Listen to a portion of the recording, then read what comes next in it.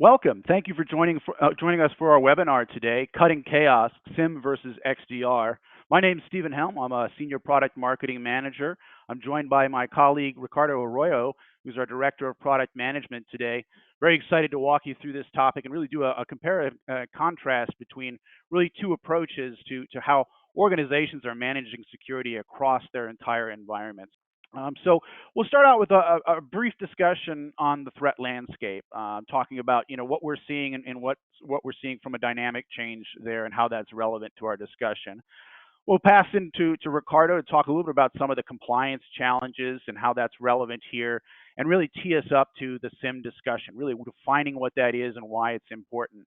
Before we start to talk about XDR and get into really a comparison and contrast between these two solutions, right?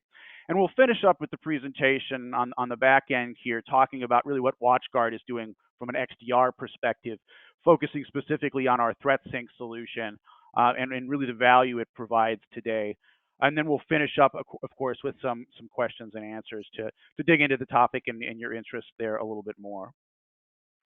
So with that, let's get ahead and get started into our presentation. So starting out with really just a conversation around the threat landscape and sort of where we are when we talk about cybersecurity and cybercrime and the dynamic that's going on. And just to start the presentation off, I think it's important to understand just how massive the global cybercrime economy has become. Right. Today, the global cybercrime economy is around $10.5 trillion. And so to look at that in a different way, if this was the GDP of a country, that would be the third largest economy in the world. Right. And so this isn't just the ransomware payments. Right. This is the entire impact of cyber attacks and cybercrime on all of the economies. Right. And sort of what that collective impact is. So it's very, very obviously significant and growing problem for all of our economies around the world. Ransomware today has a higher return on investment than drug trafficking did, even in the United States in the 1990s, right? There's less risk, there's more lucrative opportunity for these types of criminals than something like drug trafficking provided even at its peak, right? Part of that is driven by what we've seen in things like ransomware, where there's the availability of ransomware tools and technology that's for sale on the deep web, for sale on the dark web, for sale on Telegram, in these different areas where a less than skilled cyber actor might come in and be able to purchase these tools and upskill, right, via these tools and push a ransomware attack against your organization or organizations at large. And then sort of on the other end of that spectrum, right now today, 30 countries are actively going through the process of funding offensive cybersecurity operations. So these types of operations that target businesses, right, to either disrupt those businesses, to steal intellectual property, to monetize attacks against these organizations, right? We see everything from North Korea as an example, using their attacks via ransomware to actually fund military and intelligence operations, right, by siphoning money out of companies. Or then we even see like organizations coming out of Russia where much stronger impact around destruction nowadays with the conflict in Ukraine, right? And so all of this is really driving this larger issue around cybercrime and the major impacts that we're seeing more broadly. And part of what's feeding into this issue is that complexity when we talk about not just cybersecurity, but our IT, our technology that all of our businesses rely on. Complexity is growing exponentially, right? And this has led to a situation where we have threat volumes that are increasing 65% year over year, right? There's just more technology, more gaps, right, that can be exploited, and these threats are actively targeting that complexity. And if we look at that and put some numbers behind this data, right, we can look at some of the vulnerabilities that are within our environments and within the technology that we use today and we rely on, right? So for an estimation, as an example, for every 5,000 lines of code that we see in the average software application that we're deploying today, there's about one vulnerability that's in that code today, right? And if you look across the operating systems, right, looking for high and critical vulnerabilities just in the last year, right, we see that Windows had over 200, but the other operating systems themselves almost have caught up to some of those vulnerability levels, with Linux having around 150 and Mac even having 100. And we tend to think of those as more secure platforms than Windows, but there are significant vulnerabilities within those platforms that are being exploited, right? This has led to a situation too where we have so many vulnerabilities, and there's such a latency to detecting those vulnerabilities that it takes around 55 days to actually actively detect and remediate and respond to those vulnerabilities and close those vulnerabilities, right? So just from a risk perspective, the complexity that your organization is having to deal with today, it has grown so much over the last 5 to 10 years as we've introduced more technology, right?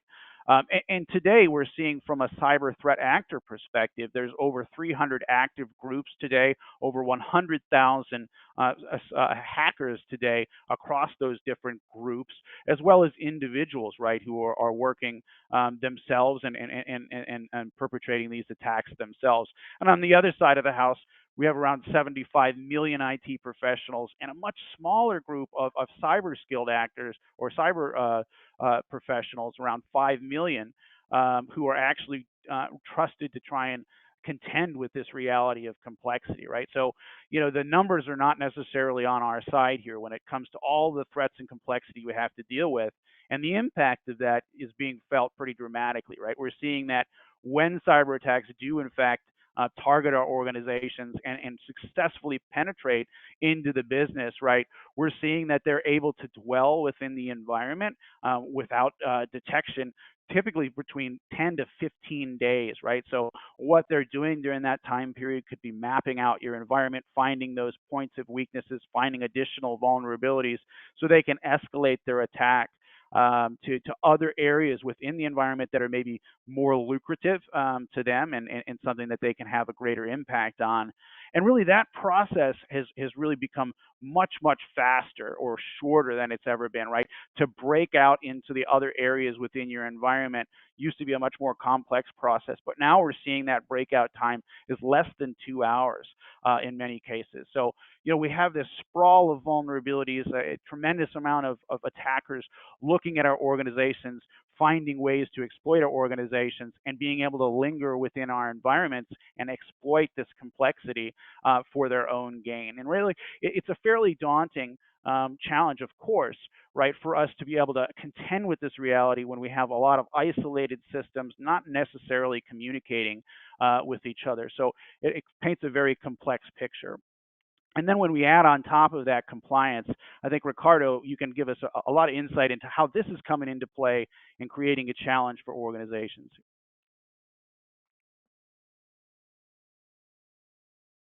Yes, as if the threat landscape evolving at the rate it is wasn't enough. The extra layer are compliance, right? Regulatory requirements. Back in the earlier days of cybersecurity, if you had to apply to any sort of compliance or regulatory framework, maybe you had to deal with one. You're in the medical industry, you had to do HIPAA, or GDPR didn't exist yet, or you're doing credit cards as a retail in PCI DSS. At this point now, there are so many regulations which exist to try to protect us and to try to set us up for cybersecurity success. But they end up doing is adding complexity. Nowadays, for example, if you're a healthcare provider, you're not in Europe. Well, HIPAA is the United States. So let's say you're a healthcare provider. Now every healthcare provider takes payment card uh, payments, right, with credit cards at every office. So now you have two different layers of security that now you have to adhere to. So while these are intended to help us protect and force us to be aware of our cybersecurity requirements, they do add a certain level of complexity. And again, a lot of these in the early days were limited to very large companies, right? You didn't have to, if you were a small company under a certain size, you didn't have to worry about a lot of these. But now everybody has to deal with cybersecurity, right? And one of the biggest issues, especially when he was talking about ransomware earlier, is everybody is rushing to cyber insurance. So that's another layer that goes on top that's tightly tied to this, right? If you're part of a certain industry, you want to get some cyber insurance in case that ransomware happens, right? You have to adhere to usually two, if not more, of these regulatory frameworks and compliance frameworks just to even be able to get some sort of cyber insurance. So it adds a layer of complexity that right on top of the overly complicated and overly aggressive threat landscape as it exists today. So all of these things put together really put everyone, regardless of the size of your company, in a position of just constant confusion over what needs to happen where. And what we're going to talk about next are some of the tools that are supposed to help with that. So one of the two main products that we're going to talk about today are a SIEM, right? Security, Information, and Event Management. Briefly, we'll just talk about now what they are, as well as how their evolution came about. All right. So they are effectively, at its core, a log aggregation tool that came out really long time ago when we're talking about conglomerates with these large interconnected manufacturing networks to make everything easier to connect for billing, inventory management, everything. We're talking about your GEs, your Motorola's, right? The large conglomerates all over the world. And what happens is originally the requirement wasn't for security. It was really just for logs. The machine broke down. There's an issue over here. There's a billing problem here. Problems exist outside of cybersecurity. So that's really where this was birthed. It was all of these events are occurring all over your manufacturing, your network, your company business, and they need to go somewhere. All right. In the late 90s, starting with the early 2000s, we had the same problem replicated in security. Everybody had their AVs, everybody had their switches, everybody had their firewalls. But we're getting all of these alerts of these malicious things happening. What do we do with them, right?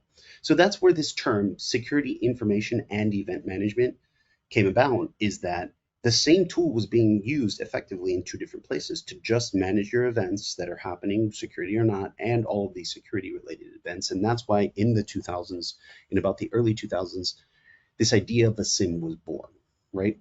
And what drives it even further is these compliance, even though there were fewer regulatory laws and compliance frameworks, the ones that did exist had very heavy requirements for your larger companies. So it was a bidirectional problem, right? Is that this company was already big, generating a crap ton of logs, and the company also had to make sure that they maintained those logs available for troubleshooting or even law enforcement purposes, right? We need, our regulatory framework says I need to keep 5 years worth of, log information, right? As time went on, the problem didn't exactly get better. It became even worse because the amount of data just kept growing with new security products and new issues and ways to detect issues across your network and your company. So that's where these things of next generation SIEMs that try to put things like AI machine learning as well as user and entity behavior analytics to try to make sense of all of this stuff. But the key thing here is it's focused really on aggregating the logs that might be necessary for you to say, am I in compliance of all of these regulations? And to give you the forensic tools that you need really for retroactive actioning of, wow, something did happen and I need to see how far back it goes, right? The key thing there is that they're big, they're complex, and they constantly are evolving to accommodate new data sets, not necessarily for ease of use, right? The people who manage their own SIEMs, right, are highly skilled security experts that know their network backwards and forwards. Okay, next slide. Yeah, I think you did a great job explaining that right there. When we actually look at the impact of SIEM on some of these organizations, right, we even see that 70% of SOCs are saying that their SIEM alerts are often irrelevant and unactionable, right? Even though these are more skilled teams, this isn't necessarily a fit for some of the reasons that Ricardo talked about, right? Some of the volume of things that they're having to parse through, right? And there's the sprawl of some of those compliance mandates, right? There's just a lot of noise being generated by these platforms, and that's being seen by even skilled SOC teams, right? And then there's a cost consideration, and we'll look at what the actual cost structure looks like for a SIEM compared to an XDR type of approach in the next couple of slides. But on average, for a mid-market organization, you're looking at around a $200,000 a year investment for a SIEM type of solution, right? So really have to consider whether or not that's something that's a good investment for you, and whether or not that corresponds to a need for the broader organization. And then finally here, 51% of organizations or SMB organizations say that there's way too much complexity with the SIEM solutions, right? And that complexity, is ultimately what they were trying to solve with these types of solutions, was to try and cut some of that complexity and ease some of their manageability. But that's really been a failing proposition for smaller organizations that don't have the skill sets, don't have the resources to really get these tools implemented and tuned and set up in a way that's effective. And so, really to put a finer point on it, right? If you're in the audience today and you're saying, okay, well, when should I consider a SIEM? When should I look at something else? Really, 3 points I think to emphasize here. One, if you're in a heavy compliance environment, right? If you have HIPAA requirements, PCI DSS compliance requirements potentially, then maybe a SIEM would be something that you would look at, because you would need some of that visibility and some of that log retention and storage over time, right? If you have a need for forensic retention, right, you need to look at logs over a 12-month period or longer, and be able to historically look back in a much deeper to a much deeper degree. That would be an instance where you would be looking at a SIEM. And then really, as Ricardo said on the previous slide, if you have a large SOC team, you have automation engineers, people who can actually help you, get this tool set up, tuned, and actually functional for the team, and the experts sitting in seats to actually manage and interact with the tool, then you might want to consider a SIEM here, right? If you have that deep bench of expertise already available to you. But really, short of these three things, right? If you're in a small to mid-market enterprise, right? Really not a great fit unless you fit one of these three profiles. And really, that speaks to what we've seen really out of some of the analyst bodies, right? Gartner pointed out in their market guide that XDR, in some ways, is the natural evolution of that EDR and SIEM process that we've seen over the last couple of years, right?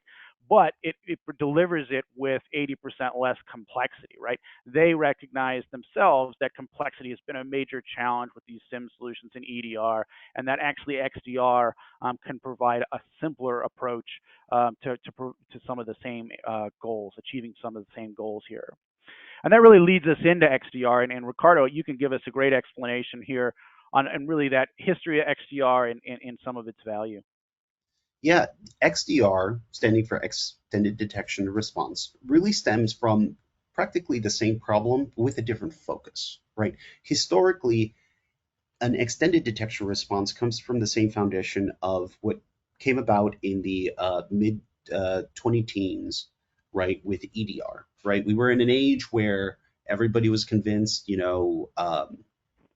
what was it? Endpoint protection, your AVs, were a solved problem, but the evolution of this malware and the rate that it was changing, as well as the techniques that were changing, it was quickly discovered by a few innovative individuals that that was just not enough. We need to be collecting the telemetry of what happened on these computers to retroactively and in a bigger sense apply things like machine learning and behavioral analysis to say this is malicious activity, even if the file itself wasn't signatured as malicious, right?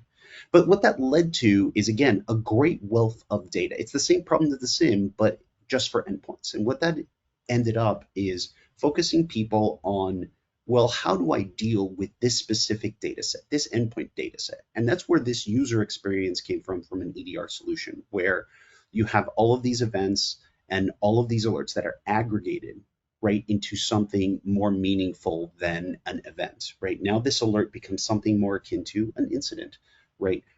And this management of this incident and walking it through something that your modern day MDR SOC would handle has become much easier, right? You're focusing on what matters versus the entire landscape trying to predict what matters next, right? Well, a SIM solution can do that. The tools that make that management much easier were further evolved in an EDR solution, which again, once you take that sewing basic principle and add other product pillars, what we call them, like the activity from your firewalls and switches, the activity from your identity infrastructure, and the activity from other products, you end up with this idea extended detection response, where you could take the alerts and telemetry from your multiple different products and make it much more meaningful to actually work through an incident response, right? What what ends up happening is while a SIM, right, will come up to the Venn diagram, but one of the things people everything loves is integrated response, right? Your modern SIM, if you don't have a module for a, a SOAR module, service orchestration automated responses, right? XDR solutions always claim to have an integrated response. So you no longer have to pivot outside of your product solution to deal with an incident, to mitigate it, or even do a full response, right? The simplicity of less data in a more meaningful format means that companies can stand up and deal with this without having to have 20 years, 10 to 20 years of cybersecurity experience, right? They can because it's cross-platform, it gives you the ability to no longer have to pivot between things. And by scoring things, you get the objects, the incidents prioritized in a meaningful way, so you know what to focus on first. And again, sometimes these solutions can be actually a little cheaper than a SIM because they're usually not trying to store all of the historical data. A lot of these solutions will store what's relevant for the incident at hand. Now, if we go next to the next diagram, I think, yes, what ends up happening is that there ends up being a lot of potential overlap in what both solutions can do, right? They they can both do threat detection, right? You could take a SIM and have a lot of these cross-log detection rules written pre-canned, but you can always customize them to your network, right? They will correlate data from different sources, but where a SIM is designed to be maximally flexible so that any log can be input, it requires lots of complexity in data normalization, right? Those kind of things are typically taken care of you in an XDR solution. So instead of saying, well, I have to SIM everything out to the log manager and I have to write scripts and I have to write tools, there's the module to send it from your EPP to your XDR, and it just works, right? But you'll see on the right-hand side, there are a few things that SIMs do that your typical XDR solution won't, right? In a lot of cases, there are custom XDR dashboards, right? Um, but what happens when you customize things like dashboard, when you have centralized log storage and data retention, right? It has to be very customized. Again, everything that is flexible and customizable just increases complexity, right? While a decent XDR solution, when you install it and you have all the visibility that's provided, is usually enough. It's rare once you invest in XDR that there isn't a dashboard that was already pre-made for you. Maybe you have to add it and subtract it from the UI, but most visibilities already exist. Any other comments, Stephen, about the diagram? No? No, I think the one thing I'd call out here is the alert reduction when we talk about XDR, right? Both systems are going to have an alert process that they're going to go through, right? But alert reduction, this idea that you can streamline what the actual user is seeing and put it in a way that's prioritized for them is, I think, really one of the powerful stories for XDR and where it makes it much more effective for the smaller teams. And we'll sort of talk about that, what that looks like from a WatchGuard perspective as we go forward. But I think the other area that we would talk about, we talked just at a high level about it, is cost comparison, right? And there's dramatically different pricing models for the solutions, right? So if you look at something like a SIM solution, as Ricardo said, this is a data volume based type of sale, right? So you really have to have an understanding of how much data you need to store and process and transmit, right? Where on XDR, it's more endpoint or user based, which I think is a lot more familiar, especially if you're an MSP type of organization today. there's not as many add-on costs and training and staffing requirements for an XDR solution, right? They're built to be, highly automated, present things in a way that's simple and intuitive and easy to understand on the XDR side, where there's a much greater lift on SIEM solutions as far as training and getting the team familiar with the solution, but also, as Ricardo said on the previous slide, customizing that solution to really fit the way that your environment needs or the way that your team wants to work. An XDR solution typically is designed as a best practice type of approach for how you should be dealing with threats within your environment. Whereas a SIEM, that flexibility is one of the values, and that ultimately means you're going to have to do more customization, more tweaking to get it right for your organization. Anything else you'd want to add on that, Ricardo? No, I think we're good for the next slide.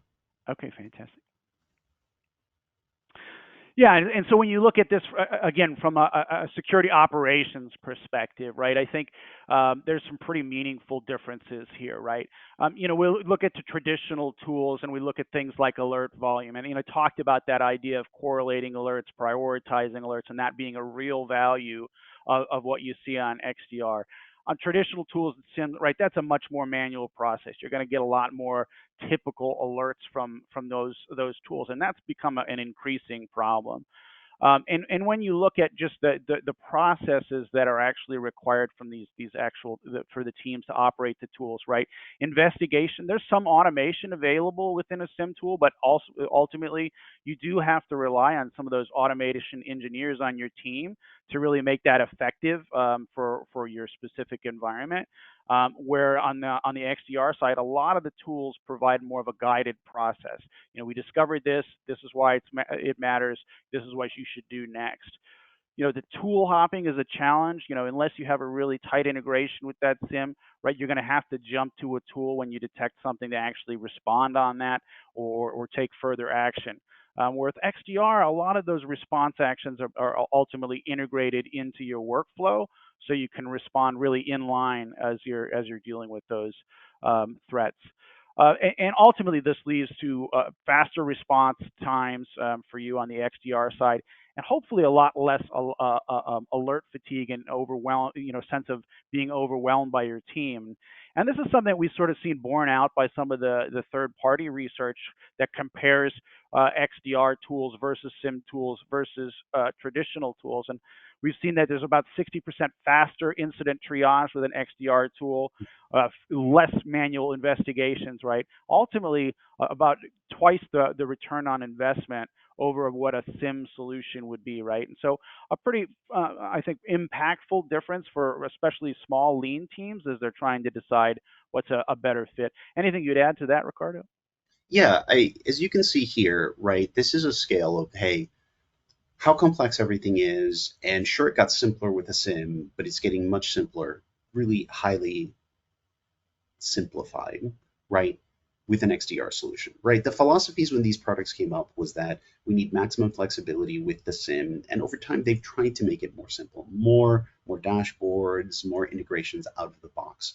But the fact is that all of those integrations still require a lot of tweaking, a lot of customization, right? While an XDR solution worked in the other direction. Let's make it much simpler, much easier to use. And then as time goes by, if we have a need to make it more customizable, we will go that in the opposite direction, right? SIEMs out of the box require customization. XDRs, you run it for 2 weeks and see what you need to customize for your environment. It's the other way around. It starts simple and gets more complex versus the other way around. Yeah, I love the way you put that, Ricardo. It starts simple. Yeah, that makes a ton of sense. Yeah. All right, and that sort of brings us to the WatchGuard XDR approach. And if you're familiar with WatchGuard, maybe you're not familiar with WatchGuard, right? I just want to make clear right off the bat as we start to talk about what we do in this space that XDR is not new for WatchGuard. We had that timeline where we showed sort of the history of XDR, and I pointed it out on that timeline. But we introduced a solution called ThreatSync. It used to be called Threat Detection and Response in 2017, right? Where before the term XDR really even became a term in the market at large. And our goal was really to help small security teams fight advanced ransomware by connecting endpoint and network insights, right? Starting to correlate what we could find on both of those areas into a single sort of incident that could be then analyzed, right? And this made it much easier to detect and respond to very complex threats, right? And so over time, we've really evolved that approach, and I'll talk about what that looks like over the next couple of slides. But just to say that this is an area where we were fairly early in the market to providing this value. And if you're sitting on the call now and you're somebody who has a WatchGuard Firebox as an example, and you have that total security suite, you can actually turn on what we call ThreatSync Core and our EDR core capabilities, right, right with that solution, right, and have a sort of a native XDR experience right out of the box today with no additional charge there because you have that total security suite. So you can actually experience that today if you're a Firebox customer. But that really brings us to the ways we've sort of evolved the ThreatSync platform. And Ricardo would talk a little bit about our ThreatSync Plus AI engine that we've really introduced in the last 18 months or so. Yes. So in what was it? It's, I guess it would be in 2023 at this point. In late 20 or mid 2023, we acquired a company called SciGlass, in which they have this excellent artificial intelligence engine that takes all of this telemetry and it creates insights, user and entity behavioral insights on when strange activity is occurring in your network. This computer is talking to this one, is talking to the internet in a way that they weren't talking before. And that capability we're putting in what we now call ThreatSync Plus. So there are licenses out there, ThreatSync Plus NDR and ThreatSync Plus for SaaS for Office 365, in which we're now taking the next step and the next evolution using artificial intelligence to detect things more robustly, right? We're now capable of taking things from various different firewalls, network switches, access points, and funneling it all through a central engine that then results in a new, rich, complex, multi-event timelined incident in our ThreatSync core user experience, right? So now we're fusing what we call open network telemetry, right, from boxes that aren't even WatchGuard. We're putting it through to make it more meaningful and limit exactly what we're getting per day. You can see the scale on the right-hand side is that we take just network metadata called net flows, and we funnel them down and through various different processes reduce the amount of data down to 5.2 million events, only 9,000 behaviors. They turn into 21 alerts that, based on our scoring algorithm, results in simply 3 alerts per day to make sure that what we provide you is heavily meaningful. Between policy alerts and smart alerts, we have a pre-canned system of something like 75 different alerts that come out of the system that are predominantly what we believe you should be looking at. And all of those go into the same ThreatSync core user experience as an incident, so you can investigate them and you can remediate them all in one central place. How this looks feature-wise between what we have with the capabilities previously, right? When you buy your Total Security Firebox or AuthPoint or EPDR, right, you already get the correlation engine, the ability to relate events from multiple different products into a single incident. And that's what you see on the left-hand side, what's labeled as ThreatSync Core. We have a certain detection use cases based on how the endpoint product works and what it can detect on a standard basis, putting it in a unified experience so that you could perform all the actions listed at the bottom and mitigate the things while you do a full investigation, or decide that that's really all the response that I need is the mitigation. My network is good to go. What we're doing with ThreatSync Plus on the right-hand side is enriching all of those capabilities product by product, pillar by pillar, by doing anomaly detection. And those are the use cases you see on the right that require a new license, right? While Core comes with all of our core products to do a good overview, asset correlation, response actions, incident management with, accurate statuses and case comments. The AI requires the purchase of another license, right? But the license itself is relatively small, right? We want to make sure that everything is on a per user, per network device basis, so that you can add, if you feel like you want these use cases detected on your network, you just add this license on top of your existing purchase. And this is just going to get further evolved into new use cases for identity, right? For your identity infrastructure, like your Active Directory and your Google Workspace. We're going to work into further Wi-Fi activity, and we're going to come up with new AI capabilities to not just give you a brand new detection, but also help you investigate that detection further. This ThreatSync Plus license is the place where we're putting all that AI moving forward. And one thing that I will say that is very differentiated about the way WatchGuard does it is that, is there the little animation? There you go. Yeah, so what we've decided to do is we have, with the ThreatSync Plus engine that we're collecting telemetry and doing smart reporting, we can actually provide compliance reporting in a very similar fashion than you'd get from a large SIEM solution, right?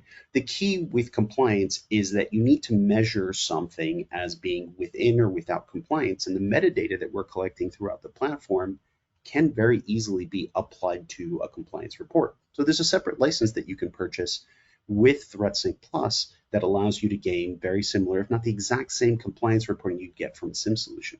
So the truth is at the end of the day, if you go with WatchGuard's XDR solution and XDR suite of licenses, right, the only real thing, and it's highlighted there in blue, that you need, that if you have a regulatory requirement that requires you to keep 7-10 years worth of 5 to 7 years worth of data, that really becomes the only reason that you even need a SIEM solution, right?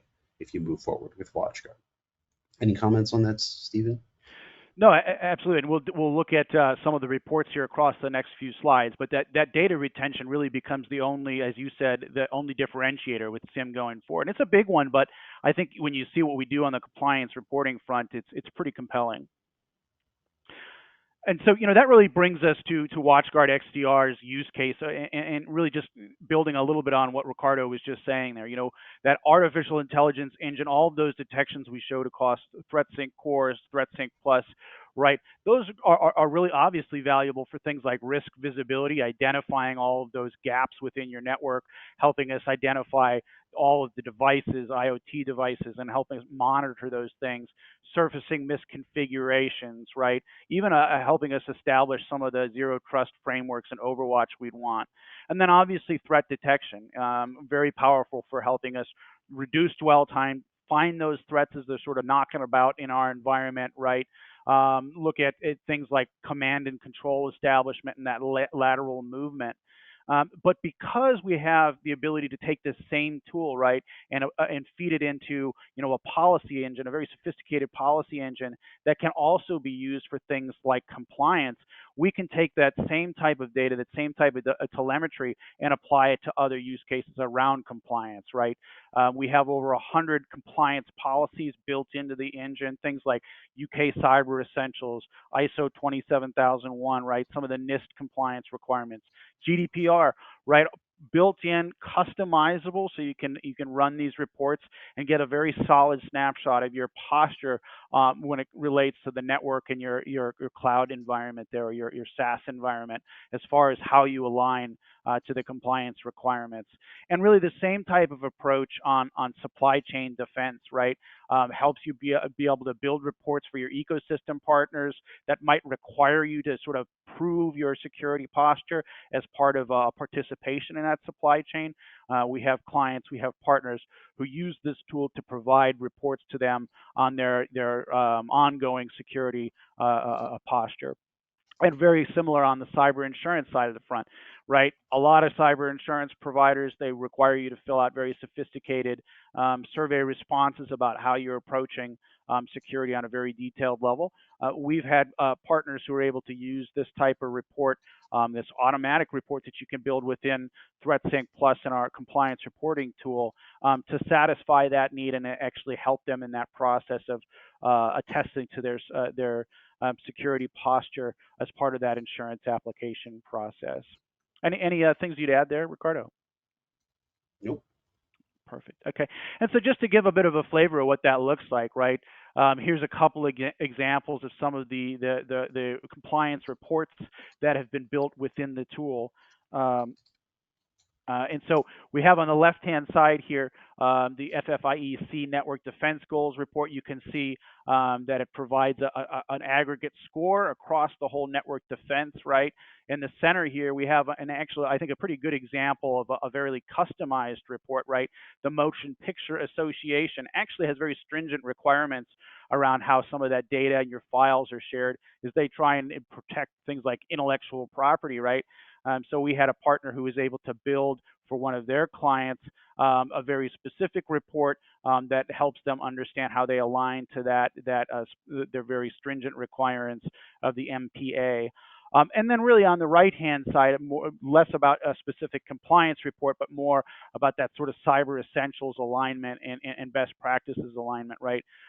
Something that's been built here to align with some of the requirements around NIST and ISO 27001 as a report. And so again, we have a tool built that allows you to sort of tweak and adjust the parameters here to satisfy even more disparate compliance requirements or more specific requirements for your industry or your client's industry.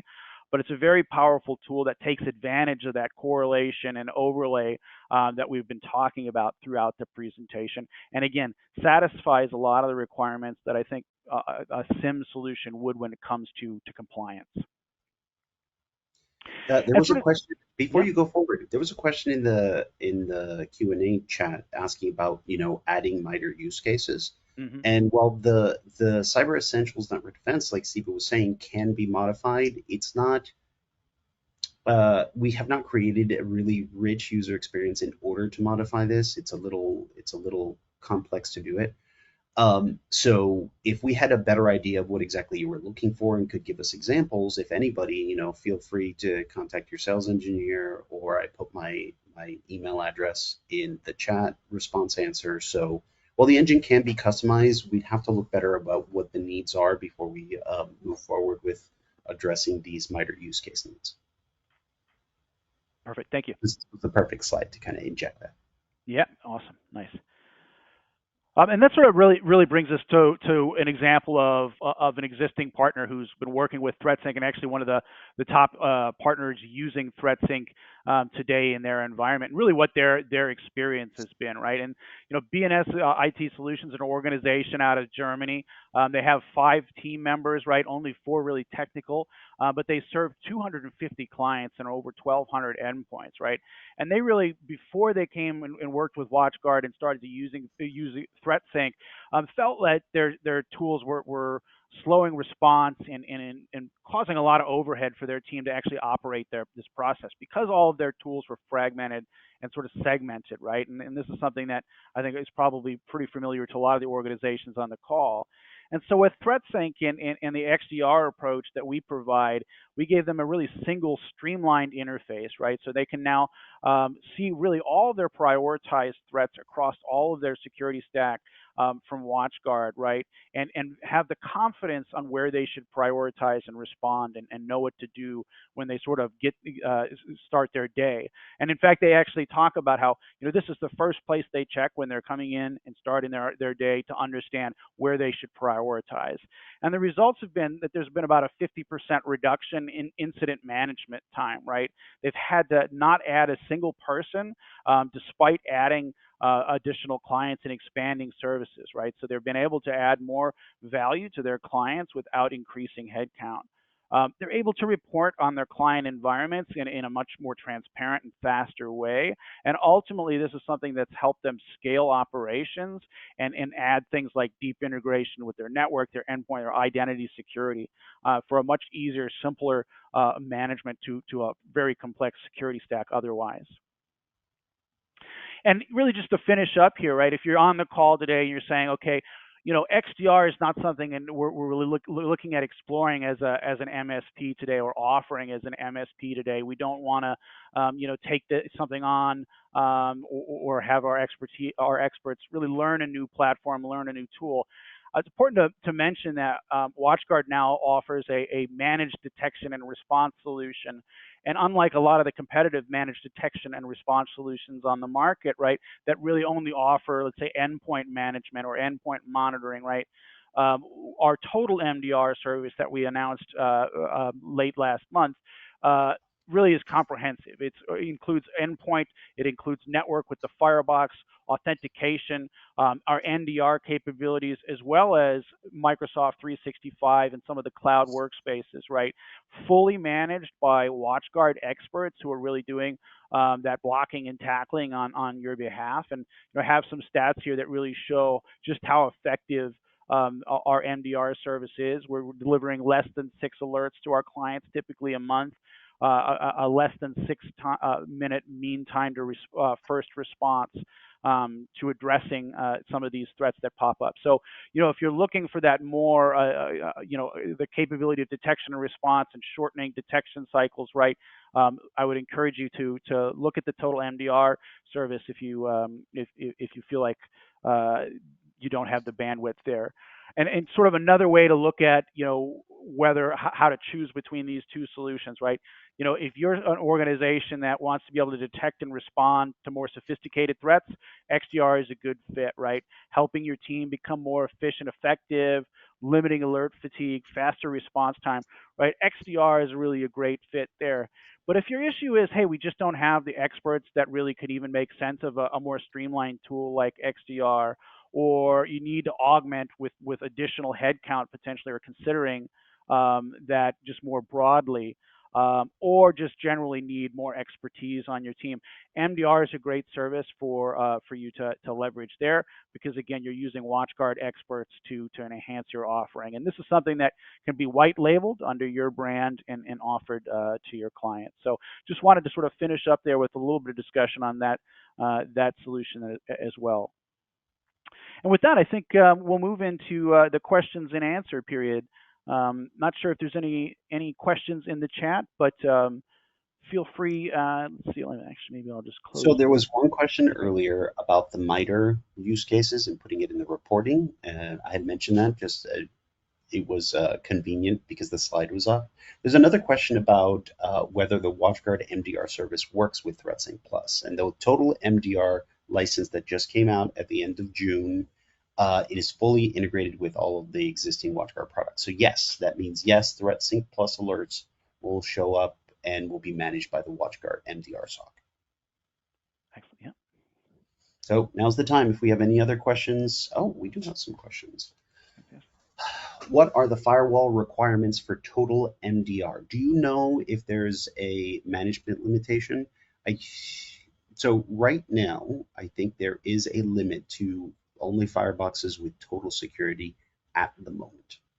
That is effectively because we are overlapping the two. The XDR solution is now being used by our MDR SOC. So we need to make sure that the alert goes into our XDR solution before it goes to the SOC for management. And by virtue of that, it is limited right now only to total security fireboxes. If you feel like this is something that needs to be expanded a little bit further, putting basic security fireboxes into XDR and the MDR SOC, then please just provide us that feedback. Let's see, let's see. So firewall requirements, does the MDR service include switch flows? Yes. So like we had just said, as part of this, there's a huge integration that got released at the end of June with ThreatSync Core, ThreatSync Plus, and the MDR SOC. So now that all of the flows that were collected by your switches are going to be detected in ThreatSync Plus, those show up as incidents inside ThreatSync Core and get delivered to the MDR SOC. So yes, 100%, it will include switch flows as long as you have them integrated with ThreatSync Plus. Let's see, what's the next one?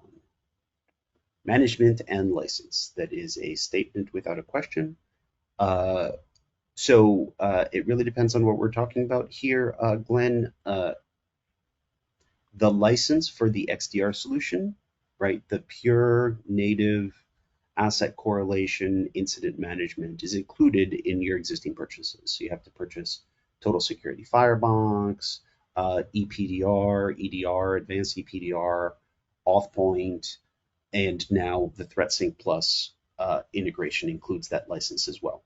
If you're looking for the AI detections and the anomaly detection with third-party firewalls, then you have to purchase the ThreatSync Plus MDR license. But the idea now is that we have this total MDR license, and it doesn't come with product licenses.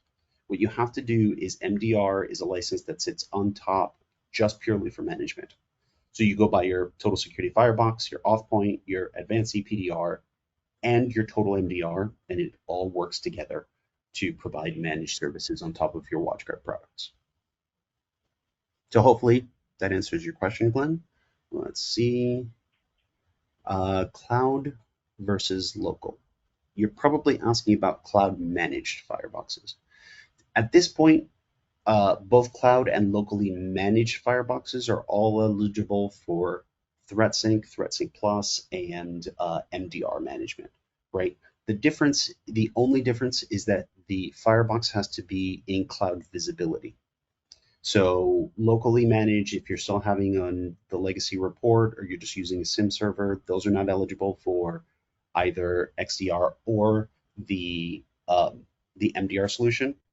So you have to at least join the firebox for visibility in WatchGuard Cloud, and it will be eligible for ThreatSync and MDR. Okay, let's see. Ooh, Glenn has been very vocal with the question. Requirements for total MDR, cloud versus local management and license. As long as your firewalls have TSS, are in cloud visibility, not cloud management, then you'll be eligible for the MDR license. Excellent. I think we could probably wrap it up there, Ricardo. Yeah, Sure. I think that would work. And feel free to reach out to us as well if you have any additional questions, either on email or via LinkedIn. We're always happy to respond and tell you a little bit more about what we're doing. So very much appreciate everybody's time on the webinar today. Hopefully it was valuable, and appreciate your time. Have a great rest of your day. Thanks very much.